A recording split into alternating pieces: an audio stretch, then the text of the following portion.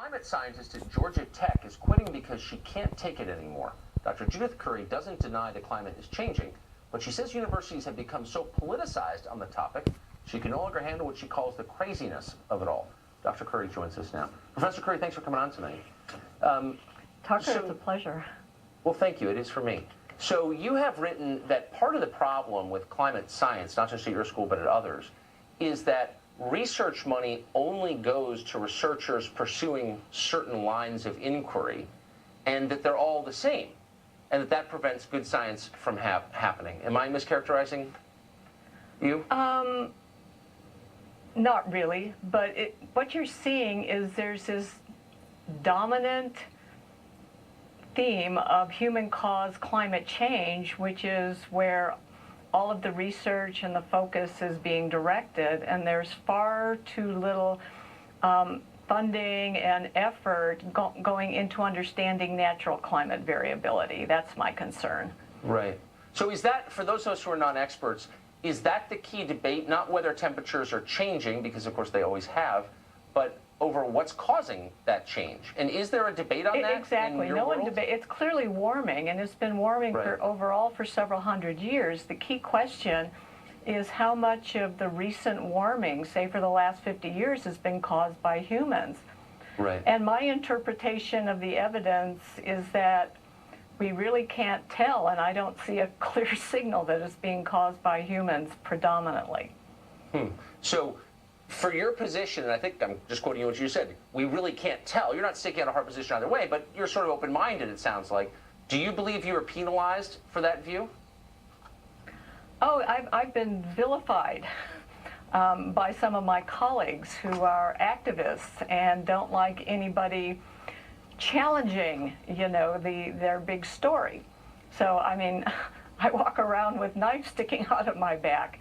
Yeah. And, you know, in the university environment, I just felt like I was beating my head against the wall and not being effective. What's so curious, though, I mean, I live in a similar world, but it's a political world where people disagree and they have strong beliefs and ideologies and they attack each other with them. But that's sort of the opposite of what I understood science to be, where you were led by inquiry and evidence to conclusions, right? Oh, exactly. Universities should be places of unfettered research, freedom of investigation, honest and open debate, diverse perspectives, etc. And in certain fields, you know, that are politically relevant, you're definitely not seeing that. But I mean, this is one that has relevance for all of us, even though those of us who aren't in college or don't have kids in college. I mean, the research you're doing and that your colleagues, the ones you described as activists, are doing, will inform public policy in a way that affects every person on the planet. So the stakes are really high, no? The stakes are very high. Personally, I think I can have more of an impact outside of the university in the private sector, sort of free market, academic freedom. Academic. So let me ask you this. When you hear people who ask the question that you just asked, to what extent is climate change being driven by natural factors that have always existed, and to what extent by human activity? People who ask that question are derided as climate deniers. What's your response to that? Well, my response is we really don't know. It's certainly humans are contributing something.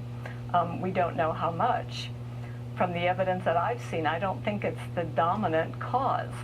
You know, Wait, but I think Dr. it's Curry, mostly... you're not listening to TV, because 98% of scientists globally believe one thing. So you must be in the 2%, right? Ironically, the way the question is framed about the consensus that yes, it's warming, yes, humans contribute to it, I mean, everybody agrees with that, and I'm in the 98%. It's Yes. when you get down to the details that there is genuine disagreement that is really glossed over in the media.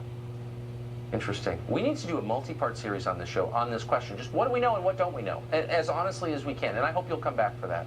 Dr. Curry, thanks for joining us. Okay, thank you. Well, straight ahead, British Prime Minister Theresa May is